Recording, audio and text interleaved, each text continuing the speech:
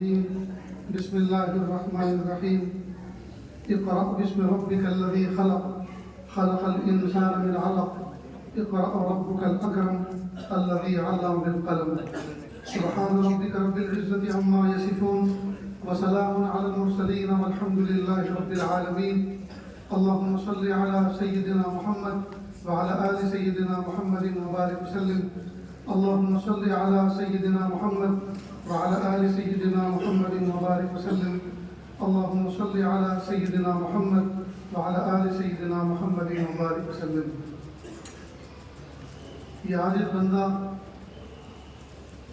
ان تمام طلبہ عزیز کو دل کی گہرائیوں سے مبارکباد پیش کرتا ہے جن بچوں نے 7 8 سال 10 سال میں ادارے کے اندر قیام کر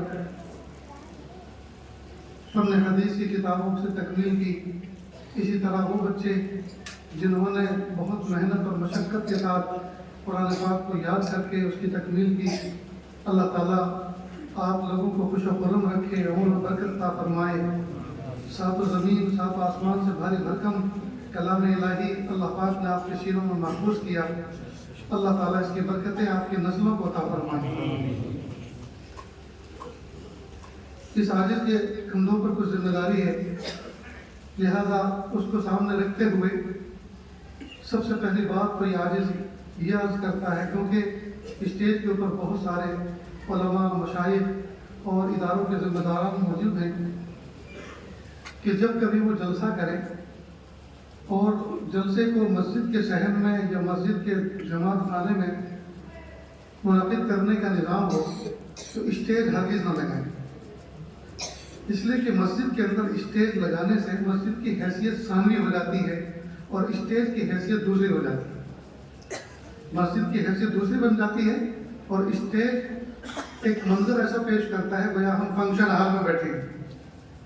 تو ہمیں یہ حق نہیں پہنچتا کہ ہم اللہ تعالیٰ کے گھر کی حیثیت کو تبدیل کریں. اس لیے یہاں ایک ہی صف میں کھڑے ہو گئے محمود و ایاز، نہ کوئی بندہ رہا نہ بندہ نواز، یہ کیفیت ہونی چاہیے. لہذا علماء مشائخ کے لیے جدار قبلہ کے ساتھ یا دائیں بائیں تکیے لگا دی جائیں، گدے بچھا دی جائیں، ان کا اکرام ہو گیا.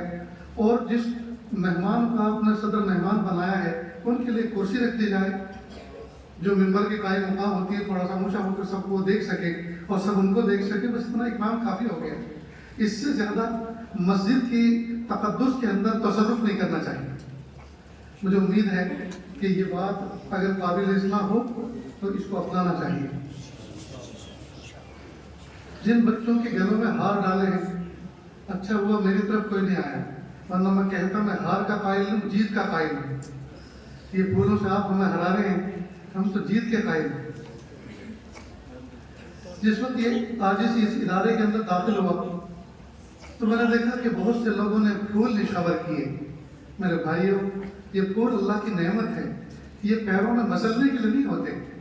اللہ نے ان کو جہاں لگایا وہاں لگے رہنے دو اور خوشبو سکون کا استفادہ کرو، درود شریف پڑھو، اللہ کا ذکر کرو کہ اللہ پاک نے ایک پھول کے اندر ایسی خوشبو رکھی ہے جو دکھائی تو نہیں دیتی لیکن اپنا اثر چھوڑتی ہے.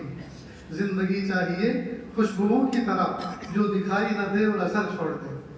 تو اس سے تو ہمیں اپنے اخلاق کو درست کرنے کا سبق ملتا ہے کہ ہم اپنے اخلاق ایسے بنائیں کہ ہمارے اخلاق کا اثر لوگوں کی زندگی میں آئے. تو یہ ریاست جودھ پور کے اندر میرے ساتھ دوسری مرتبہ ہوا کہ پھول نچھاور کیے. ہمارے اسلاف کی زندگیوں میں یہ چیز نہیں تھی اور انہوں نے اس کو ناپسند کیا. یہ تو اغیار کے طریقے ہیں، اخیار کے طریقے نہیں ہیں، اغیار کے طریقے. اس لیے اس چیز سے میں سمجھتا ہوں احتیاط کرتی جائے، یہ ہمارا طریقہ نہیں. میں نے آپ کے سامنے قرآن پاک کی آیت پڑھی. اللہ فرماتے ہیں اقرأ باسم ربک الذی خلق خلق الانسان من علق اقرأ وربک الاکرم الذی علم بالقلم علم الانسان ما لم یعلم. اللہ تعالیٰ نے 18,000 مخلوق، ایک روایت کے مطابق اللہ نے 18,000 مخلوق پیدا فرمائی. ایک کو بھی اللہ تعالیٰ نے اقرا سے خطاب نہیں کیا. اللہ تعالیٰ نے پڑھنے لکھنے کا دوسری مخلوق کو مکلف ہی نہیں کیا. یہ حضرت انسان ہے جس کو اقرا سے خطاب کیا اور پڑھنے لکھنے کا اس کو مکلف کیا.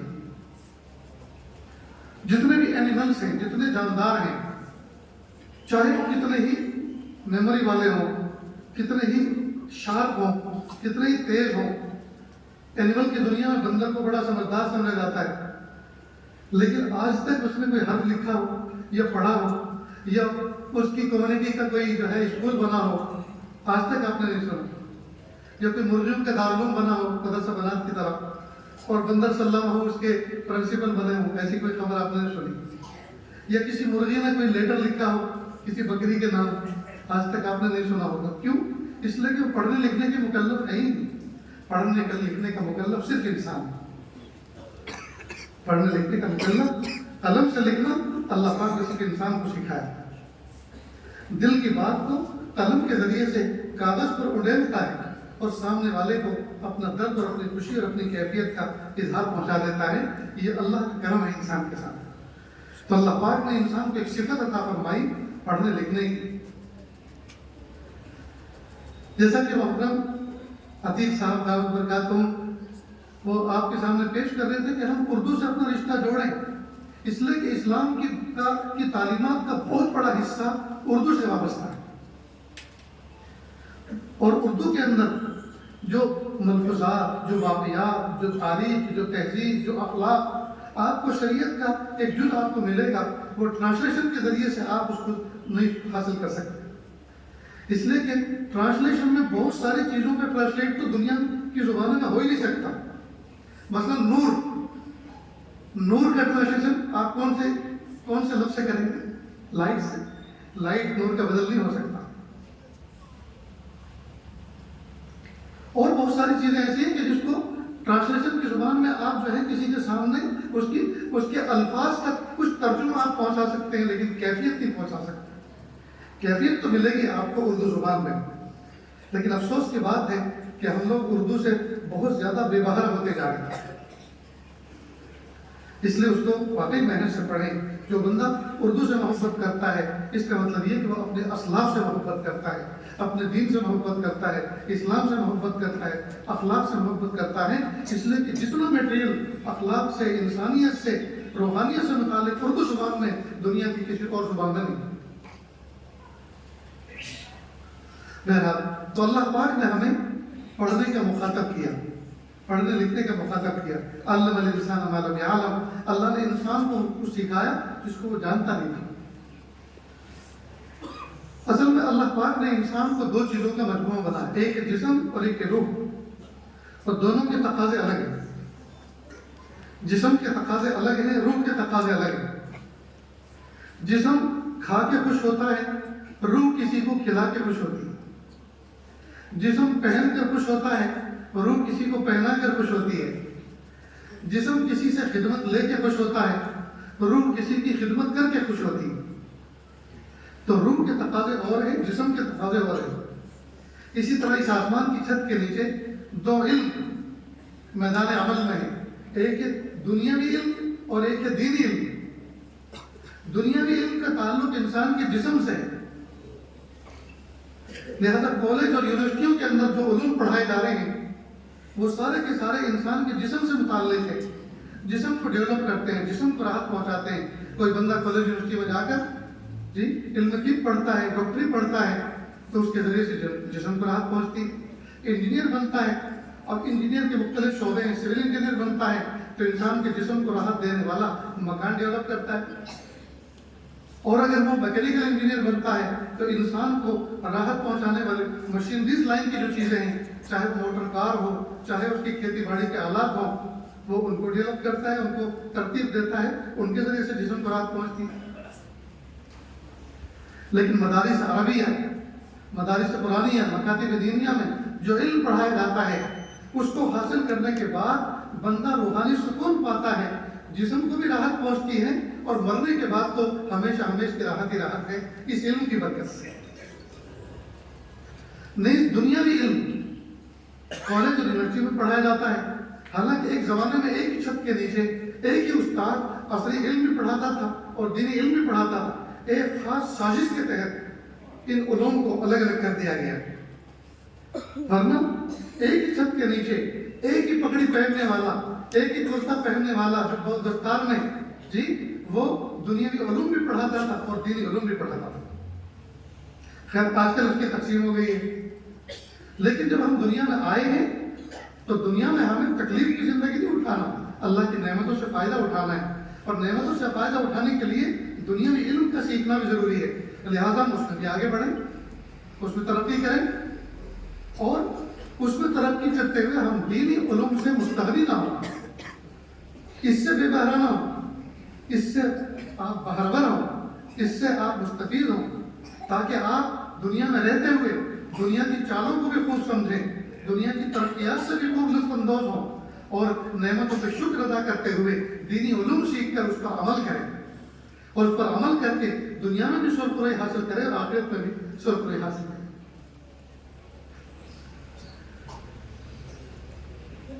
اللہ کا شکر ہے کہ آج یہ عاجز ایک ایسے ادارے میں بیٹھا ہوا ہے جس ادارے کی نسبت حاجی عبدالغفور صاحب رحمۃ اللہ علیہ کی طرف ہوتی ہے.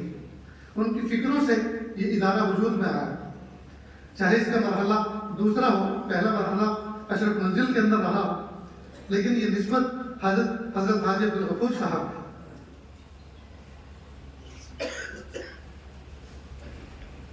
حاجی عبدالغفور صاحب کون تھے؟ اس عاجز کا اس شہر میں, اس ادارے میں آنا صرف اور صرف ان کی یاد اور محبت میں ہوا ہے.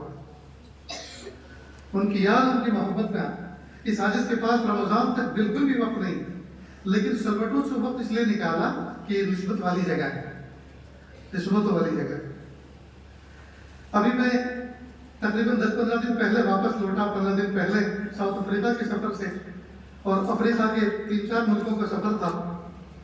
شاید ہی کوئی مجلس یا کوئی محفل ایسی رہی ہو جہاں حاجی عبدالغفور کا تذکرہ اس عاجز نے نہ کیا. حاجی صاحب جب چھوٹے سے بچے تھے, اساتذہ بھی سنیں اور دل کے کانوں سے سنیں. یہ معصوم بچے جو آپ کے سامنے بیٹھ کے پڑھتے ہیں, یہ بظاہر معصوم بچے ہوتے ہیں اور کمزور سے ہوتے ہیں, ٹوٹے ہوئے دل والے ہوتے ہیں, لیکن یہ پتہ نہیں ہے یہ جو ہمارے سامنے آج بچہ الف اور با اور تا پڑھ رہا ہے, کیا پتہ یہ بچہ کل کا شیخ وقت ہو, کل کا کوئی شیخ الحدیث ہو, کل کا کوئی امیر المؤمنین ہو, کل کا کوئی سی ایم اور پی ایم ہو, کل کا کوئی ایم ایل اے اور ایم پی ہو. ہمیں نہیں پتا یہ جو ہمارے سامنے بچہ پڑھ رہا ہے. لہذا دل جمی کے ساتھ, محبت کے ساتھ, شفقتوں کے ساتھ اپنے دل کیفیت اس کے اندر انڈیل دینی چاہیے, تاکہ جب وہ بچہ اپنے مقام کو پہنچے تو وہ جتنی خدمت کرے اس خدمت میں ہمارا حصہ لگ جائے, اور یہ بچہ دنیا اور آخرت میں ہماری عزت کا باعث بنے. حاجی عبدالغفور صاحب چھوٹے سے تھے, پڑھنے کے لیے گئے, اور استاذ نے ایسی ضرب شدید کا معاملہ کیا کہ کپڑے خراب ہوئے. نانی دادی نے کہہ دیا بس بیٹا جتنا پڑھنا تھا پڑھ لیے, اب کوئی مدرسے میں جانے کی ضرورت نہیں. یہاں تک کہ وہ بچپن میں امی رہے, لیکن خود کو شوق اتنا تھا کہ خوب کوشش کرتے رہے, اور اللہ تعالیٰ نے ان کو حروف شناسی کا علم عطا فرمایا. یہاں تک کہ حروف کو جوڑنے توڑنے لگے اور عبارتیں پڑھنے لگے, تاہم لکھنا زندگی بھر نہیں آیا. اگر پڑھ جاتے اور استاد شفقت کا معاملہ کرتا تو آج ان کے نام کے ساتھ 4 چاند لگے ہوئے. عجیب اللہ کی شان. حضرت خانوی رحمۃ اللہ علیہ کے ساتھ ان کا عشق کا تعلق تھا, محبت کا تعلق تھا, اور انہی کی نسبت پر اللہ پاک نے ان کو صاحب نسبت بنایا. حضرت سے خط و کتابت کرتے, کسی سے کرواتے تھے, اور حضرت کو بھی ان سے اتنی محبت تھی. ایک مرتبہ خط لکھا کہ حضرت میں فلاں تاریخ کو آپ کے پاس آ رہا ہوں, اطلاع عرض ہے. تو حضرت نے اپنے مقربین کو کہا کہ جودھ پور کی طرف سے صحابہ صفت ایک شخص آ رہا ہے, اگر کسی کو دیکھنا ہو تو میرے پاس ٹھہر جاؤ. کیسی محبت ہوگی حضرت میں ان سے, اور کیسا انہوں نے اپنے آپ کو سنتوں کا پیکر بنا کے سنوارا ہوگا. اللہ اکبر کر دیا. جب حضرت نے ان کو اجازت نامہ خلافت دی تو اس میں انہوں نے لکھا کہ حضرت میں اس قابل نہیں ہوں. حضرت نے فرمایا اس قابل نہیں ہے, آپ کی یہ کیفیت ہے تبھی تو یہ ذمہ داری دی جا رہی ہے. پھر آگے لکھا البتہ میں غیبت, جھوٹ, بغض, عداوت, حسد ان تمام چیزوں کی برائی سے واقف ہوں, اور الحمدللہ اس سے بچنے کی کوشش کرتا ہوں. اس کے آگے حضرت نے لکھا تب تو نور علی نور. پھر آگے لکھا کہ حضرت میں تو ویسے بھی ذات کا تیل ہی ہوں، یعنی پیشے سے تیل بیچنے کا کام کرتا ہوں، اور اس قسم کا پیشہ کرنے والوں کو لوگ ذرا دوسری نظر سے دیکھتے ہیں، حقارت سے دیکھتے ہیں. حضرت نے آگے لکھا بہت سے تیل گھی سے افضل ہوا کرتے ہیں. اللہ اکبر، یعنی سارے راستے بند کر دیے، کچھ عذر نہیں چھوڑا. ہے حضرت نے جو ذمہ داری دی، لوگوں کو لے کر بیٹھتے، دین کی باتیں سکھاتے، جی دین کے بارے میں ان کے ساتھ تذکرہ کرتے، ڈسکس کرتے. اللہ پاک نے ان کو ایک بڑا مقام عطا فرمایا. اللہ کی محبت میں، عبادت میں اتنے آگے بڑھے کہ دل میں یہ شوق پیدا ہوا، یہ احساس پیدا ہوا کہ میں کچھ بھی نہیں، مجھے اللہ کی محبت میں اور آگے بڑھنا چاہیے. یہ راستہ ہی ایسا ہے، جب جتنا آدمی آگے بڑھتا ہے اتنا اپنے آپ کو کمتر سمجھتا ہے. احساس پیدا ہوا کہ میں اللہ کا عشق اور محبت حاصل کروں، اور میں بہت چھوٹا ہوں، ابھی بہت کمزور ہوں، اور مجھے یہ جو میرے بیوی بچوں کا تعلق ہے، 6-7 بچے ہیں اور بیوی کا تعلق ہے، یہ تعلق مجھے اللہ کی محبت میں رکاوٹ معلوم ہوتا ہے. مجھے ان کو چھوڑ کے اللہ کی محبت میں نکل جانا چاہیے اور شیخ کے پاس میں رہوں، گھومتا پھروں، اللہ کروں، تاکہ میں اللہ کی محبت میں آگے بڑھ جاؤں. پھر خیال آیا کہ یہ بیوی بچوں کے جو حقوق ہیں میرے ذمہ، یہ تو فرض ہے، ان کو چھوڑ کے میں کیسے جا سکتا ہوں. تو اس ارادے سے بات آ گئی. پھر ایک مدت کے بعد حضرت ابو ذر غفاری رضی اللہ عنہ کے ایک صحابی کے حالات پڑھے. جب حالات پڑھے تو پھر جوش بار وہی جذبہ کہ مجھے نکل پڑنا چاہیے. چنانچہ ایک رات کو یہ فیصلہ کر لیا. گھر کے اندر کل 40 روپے کی مالیت موجود تھی اور کچھ بھی نہیں تھا. اس میں سے 60 روپے لیے سفر خرچ کے طور پر، ضرورت کے طور پر، اور ساتھ میں 2 کتابیں لیں. ایک کلیات امدادیہ حاجی امداد اللہ مہاجر مکی رحمۃ اللہ علیہ، اور ایک غالب حضرت خانی رحمۃ اللہ علیہ کی ملفوظات کی کتاب تھی. 2 کتابوں کو لے کر اندھیری رات میں گھر سے نکل گئے. ایک نظر بچوں پہ صف محبت کی ڈالی اور نکل گئے. اور جودھپور ریلوے اسٹیشن سے دلی کا سفر نہیں کیا، جانا تو تھانہ بہت اپنے شیخ کے پاس. جودھپور ریلوے اسٹیشن سے سفر شروع نہیں کیا کہ ہو سکتا ہے کوئی شناسا پہچان لے، اور جب ڈھونڈ مچے گی تو کہہ دے کہ ہم نے دیکھا ادھر کو جاتے ہوئے، تو لوگ اس سمت میں نکل پڑیں گے تلاش کرنے، اور کسی نہ کسی طرح سے جا لیں گے، جا پکڑیں گے. 40 میل پیدل چلے اور کسی چھوٹے سے اننون ریلوے اسٹیشن سے سوار ہوئے دلی کی ٹرین میں. رات بھر ٹرین چلتی رہی. الصبح دلی پہنچی. دہلی اسٹیشن کے قریب پہاڑ گنج کے علاقے میں ایک مسجد تھی، وہاں پہنچے، اور وہاں جانے کے بعد پورے دن کتاب پڑھتے رہے، اس لیے کہ سہارنپور کی طرف، تھانہ بھون کی طرف جانے والی ٹرین شام کو تھی، اور 24 گھنٹے میں صرف ایک مولی کھائی تھی، اس کے علاوہ کوئی چیز نہیں کھائی. کتاب پڑھتے رہے. اللہ کی شان، حاجی امداد اللہ مہاجر مکی رحمۃ اللہ علیہ کی جو کتاب کلیات امدادیہ تھی، اس میں ایک حکایت لکھی تھی. وہ حضرت نے پڑھی. کس نے؟ حاجی غفور صاحب نے. انہوں نے وہ حکایت پڑھی. اس میں لکھا تھا کہ ایک شخص تھا، اس کے دل میں اللہ کی محبت کا شوق پیدا ہوا. اس کے دل میں اللہ کی محبت کا شوق پیدا ہوا. تو اس نے سوچا یہ بیوی کے ساتھ تعلق جو ہے یہ اللہ کی محبت کو رکاوٹ ہے، لہذا مجھے اسے چھوڑ کے چلے جانا چاہیے. تو اس کو طلاق دے دی، اور طلاق دے کے نکل گیا صحرا کے اندر، پہاڑوں کے اندر، کہ میں اللہ کی محبت حاصل کروں. اللہ کی شان لمبی مدت کے بعد واپس لوٹا اپنے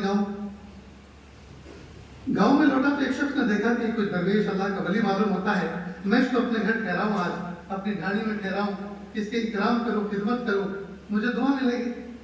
اللہ کی شان، جس آدمی نے اس کو دعوت دی اور اپنے گھر میں ٹھہرایا، تو یہ مہمان جو اللہ کے عشق میں نکلا تھا اپنی بیوی کو طلاق دے کر، اس عورت کی اس کا نکاح اسی شخص کے ساتھ ہوا تھا، اسی گھر میں. بس بیوی نے دیکھا وہ یہ تو بہت پرانا کھلاڑی آیا.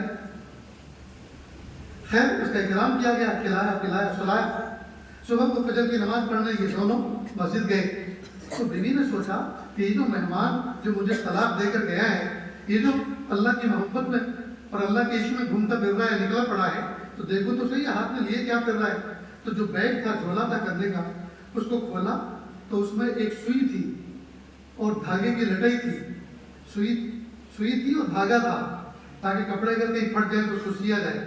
اس میں کچھ آٹا تھا، اور شاید چھوٹے موٹے برتن بھی رہے ہوں گے، راستے میں کہیں ضرورت پڑے، بھوک لگے تو کھانا پکا لیں. تو بیوی نے اس کو دیکھ کے تعجب کیا. جب وہ فجر کی نماز پڑھ کر آیا نیچے نظر کر کے گھر میں، اور اس کا شوہر بھی آیا اور ادھر کو منہ کر کے بیٹھا تھا، پیچھے سے متعلقہ بیوی آئی اور زور سے ایک تھپ دیا اور کہا یہ جو سب لیے پھر رہا ہے، اس پوری کائنات میں تجھے نئی دنیا دکھی تھی کہ مجھے چھوڑ گیا؟ آپ لوگ نہیں سمجھے، اگر سمجھتے ہوئے ہوتے تو کچھ تو چہرے سے تاثر معلوم ہوتا کہ کیا سمجھے۔ تمہارے باپ بھی ایسے ہونے چاہیے تمہیں چھوڑ کے بھاگ جائیں سب کے سب، کچھ سمجھداری نہیں۔ اللہ حفاظت فرمائے۔ تو دھپ دیا اور کہا یہ جو تم لیے پھر رہا ہے، اس کائنات میں تجھے نئی دنیا دکھائی دی تھی کہ مجھے چھوڑ گئے؟ یعنی بہت بلند اشارہ اس نے کیا، اگر تیری یہ ضرورت کی چیز ہے اس لیے پھر رہا ہے تو میں بھی تو ضرورت کی چیز تھی کہ تجھے حرام سے بچا رکھا تھا، میں تیری حلال بیوی تھی، اور اگر میں ضرورت سے زائد چیز تھی، بیکار کی چیز تھی، تو یہ سامان لیے کیوں پھر رہا ہے؟ یہ بھی تو زائد ہے۔ اور اگر تیرا جواب یہ کہ نہیں یہ ضرورت کی چیز تھی تو میں بھی تو ضرورت کی چیز تھی، مجھے چھوڑ گیا، اس کو لیے پھر رہا ہے۔ بس یہ حکایت واقعہ جب حاجی عبدالغفور صاحب رحمۃ اللہ نے پڑھا، فوراً کتاب بند کی اور 14 طبق گویا روشن ہو گئے، اور فوراً احساس ہوا ہائے یہ غلطی مجھ سے بھی تو ہوئی ہے، میں نے طلاق تو نہیں دی لیکن چھوڑ تو دیا نا، میں کس کے حوالے کر کے آیا ان کو؟ اب اگر میں حضرت خانوی کے پاس اپنے شیخ مکرم کے پاس جاؤں گا اور انہوں نے یہ بات پوچھ لی بچوں کے لیے کیا انتظام کر کے آئے ہو، ان کے نام نفقے کا کیا ہے اور ان کے حقوق واجبہ کا کیا ہے، تو میرے پاس تو کوئی جواب ہی نہیں۔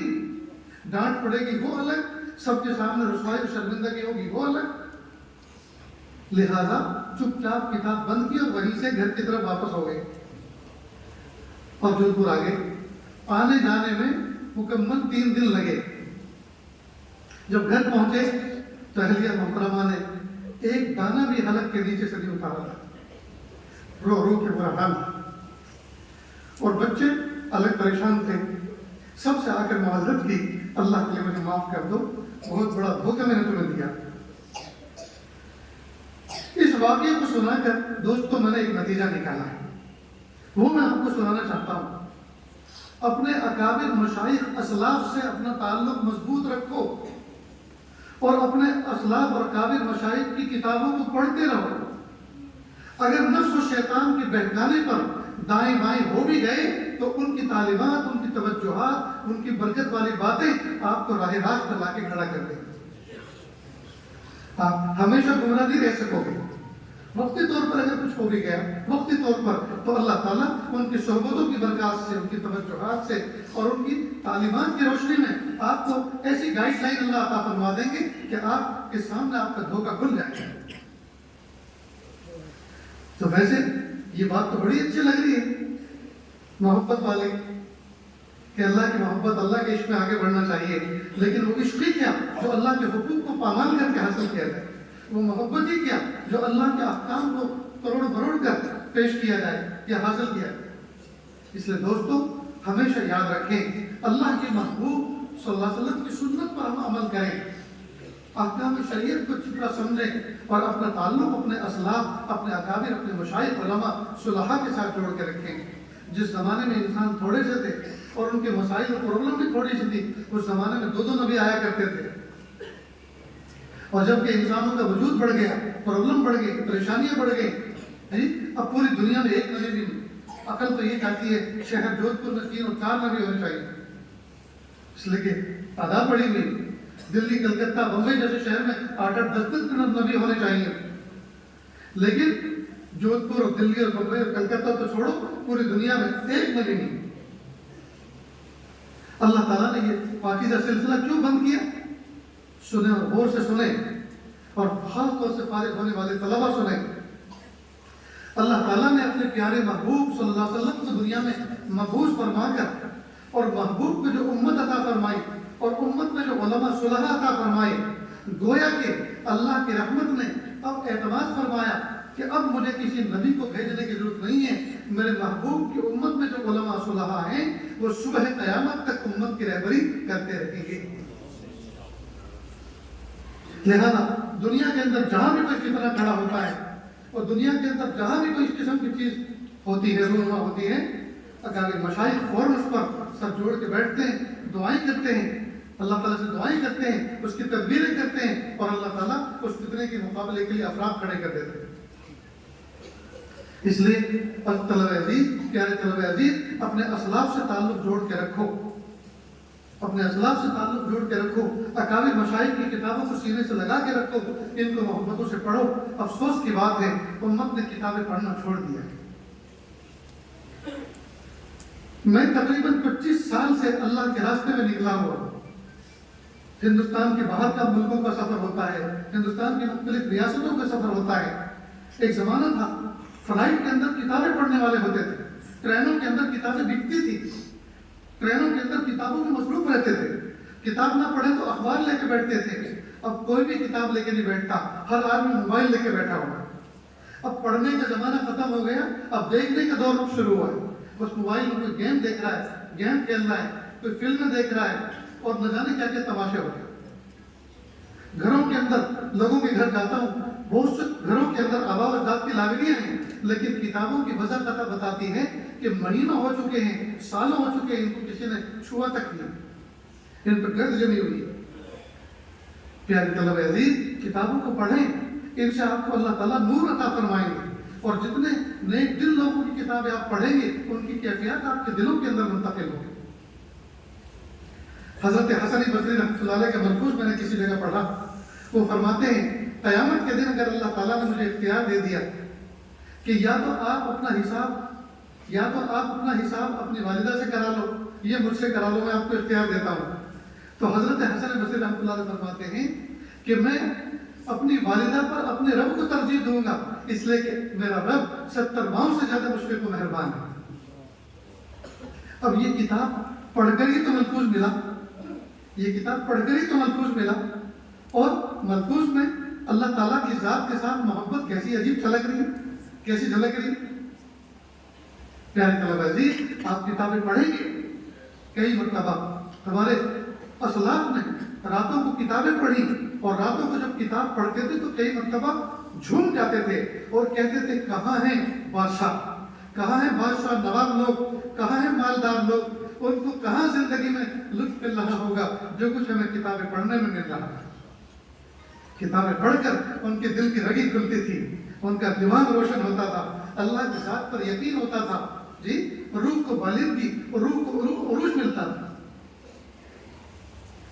لیکن یہ کب ہوگا؟ جب کہ ہم اپنے اسلاف سے جڑیں، اپنے اسلاف کے ساتھ تعلق رکھیں، اور ان کے اسلاف کی نگرانی میں ہم مطالعہ جاری رکھیں، پھر دیکھیں اللہ تعالیٰ علم نافع عطا فرمائے۔ اور علم نافع کہتے ہیں اس کو ہے جس علم کے بعد عمل کی توفیق ہو جائے، وہ ہے علم نافع۔ جس علم کے پڑھنے کے بعد عمل کی توفیق مل جائے وہ علم نافع، ورنہ پھر معلومات ہیں، اور معلومات تو بہت سو کے پاس ہو سکتی ہیں۔ اصل تو معلومات کو ہم معمولات میں تبدیل کریں، جو کچھ پڑھا ہوا ہے اس کو عمل میں لائیں، یہ ہے ہمارا کمال۔ ہم اپنے اخلاق کو اچھا کریں، اپنے کردار کو اچھا کریں، جی، ہم حقوق کو پہچانیں، اپنے ماں باپ کے احترام کو پہچانیں، پڑوسیوں کے احترام کو پہچانیں، اور انسانیت کی خدمت میں اپنے آپ کو پیش کریں، جی، اور بھائی بہنوں کے حقوق کو پہچانیں۔ ازدواجی زندگی، اسلامی ازدواجی زندگی کسے کہتے ہیں، اور ازدواجی زندگی کی برکات کیا ہوتی ہیں، اور ازدواجی زندگی کے اندر مراحل کون کون سے ہوتے ہیں، ہم ان کو سمجھیں، ہم ان کو سیکھیں۔ میں کہا کرتا ہوں نکاح کی محفلوں میں عام طور پر کہ نکاح کو اسلام نے انتہائی آسان بنایا ہے، یہ تو مالداروں کے چوچلوں نے اس کو مہنگا کر دیا ہے، ورنہ اتنا آسان ہے، قاضی دین، مفتی دین، عالم دین وہ دلہے کو اس کے گھر وکیل کو سامنے لے کر بیٹھتا ہے اور کہتا ہے بھائی تلوار خان کی لڑکی، بندوق خان کا لڑکا، کہو تم نے قبول کی؟ جی میں نے قبول کیا، ہو کیا نکاح؟ جاؤ، 2 لفظ بولنے سے نکاح ہو جاتا ہے۔ کتنا آسان اللہ تعالیٰ نے اس کو قرار دیا، لیکن دنیا داروں، چوچلوں نے، امیروں کے چوچلوں نے نکاح کو مہنگا کر دیا۔ نیز ازدواجی زندگی یہ مستقل ایک سبجیکٹ ہے۔ اللہ کے محبوب صلی اللہ علیہ وسلم نے ہمیں ازدواجی زندگی کیسی ہونی چاہیے اس کا طریقہ بھی بتایا ہے۔ محبوب صلی اللہ علیہ وسلم جب اپنے گھر میں تشریف لے جاتے، مسکراتے ہوئے چہرے کے ساتھ، خندہ پیشانی کے ساتھ इस्माइली फेस के साथ अंदर घर में तशरीफ ले जाते। हजरत माँ खदीजतुल कुबरा रज़ियल्लाहु अन्हा के घर में एक मरतबा दाखिल हुए, यानी जिस घर में हजरत माँ खदीजतुल कुबरा रज़ियल्लाहु अन्हा रह रही थी, तो महबूब सल्लल्लाहु अलैहि वसल्लम उसमें दाखिल हुए। और आज आम तौर पर जो आदत थी मुस्कुराते हुए चेहरे के साथ, खंदा पेशानी के साथ इंटर होते थे, आज उसके बिल्कुल खिलाफ, क्योंकि लोगों ने कुछ मिसबिहेव किया था घर के बाहर, तो उसका दिल पर असर था। तो उतरे हुए चेहरे के साथ अंदर दाखिल हुए, तो हजरत माँ खदीजतुल कुबरा रज़ियल्लाहु अन्हा फरमाया, अरे अरे आज कैसे आप दाखिल हो रहे हैं घर में, आप तो इस तरह से दाखिल नहीं होते। महबूब को एहसास हुआ, फौरन यू टर्न लिया और बाहर निकल कर फिर दोबारा आए मुस्कुराते हुए चेहरे के साथ। तो हजरत माँ खदीजतुल कुबरा रज़ियल्लाहु अन्हा ने फरमाया कि हाँ, अब हुई ना कोई बात। मालूम हुआ मुस्कुराते हुए चेहरे के साथ, खंदा पेशानी के साथ, सलाम के साथ घर में दाखिल होना ये महबूब का तरीका। आज हमारा हाल ये है, सारी दुनिया को हम हेलो हाय करते हैं, सारी दुनिया को मुस्कुराते हुए करते हैं, यहाँ तक कि मुस्कुरा कर बतकल्लुफ ये गाल में डूब जाते हैं, दीपक देते हैं, इलेक्ट्रॉनिक सलाम करते हैं, सामने वाले को मुखातब करते हैं, और घर में आते हैं तो ऐसे जैसे कड़वी दवाई पी कर आए, घर में आते हैं तो ऐसे जैसे कमांडर बनकर आए, और जिसकी किसी पे नहीं चलती वो अपने कमजोर बीवी बच्चों पे चलाता है। हाय हाय कितना बुरा मामला करते हैं। हमें चाहिए कि हम अपनी बीवियों के साथ उसने सलूक का मामला करें। वो कोई जानवर नहीं है जिसको हम खरीद के लाए, वो कोई बांदी और कोई गुलाम नहीं है जिसको हम खरीद के लाए हैं। वो किसी बाप के दिल का सुकून है, किसी बाप के दिल का टुकड़ा है, किसी माँ की आंखों की ठंडक है, किसी भाई की इज्जत और नामूस है। वो इतनी सारी हैसियतों को छोड़कर अल्लाह का हुक्म सुनकर कि मेरा निकाह हो चुका, अब मुझे बकिया जिंदगी किसी शोहर के साथ गुजारनी है, उसकी खिदमत के साथ गुजारनी है, वो हुक्म सुनकर आई है जी, तो उसका मर्तबा, उसका मकाम तो बहुत ऊंचा है। वो हमारे घर में बेड तलाश करने नहीं आई कि अपने घर पे जमीन पर सोती थी और हमारे घर में बेड पर सोने के लिए आई। वो अपने हमारे घर में खाना रोटी तलाश करने नहीं आई कि घरों में फाके होते थे और आपके घर खाना मिलेगा। अल्लाह का हुक्म सुनकर वो आई, तो हमें उसके साथ उस तरह का बर्ताव करना चाहिए। तो अल्लाह के महबूब सल्लल्लाहु अलैहि वसल्लम ने हमें ये भी सिखाया हम अपने बीवियों के साथ कैसे सलूक करें, हम अपने बीवियों के साथ मोहब्बत कैसे करें। चुनांचे हजरत आयशा सिद्दीक़ा रज़ियल्लाहु तआला अन्हा एक मरतबा पानी पी रही थी प्याले में, अल्लाह के महबूब सल्लल्लाहु अलैहि वसल्लम घर में दाखिल हुए और फरमाया, हुमैरा जरा हमारे लिए भी पानी बचा देना। अब घर तो था आयशा सिद्दीक़ा रज़ियल्लाहु तआला का, आप सल्लल्लाहु अलैहि वसल्लम ने हुमैरा जो कहा ये क्या था? असल में ये हजरत आयशा सिद्दीक़ा रज़ियल्लाहु तआला का ये सेकंड नाम था, जो मोहब्बत में अल्लाह के महबूब सल्लल्लाहु अलैहि वसल्लम ने हजरत आयशा सिद्दीक़ा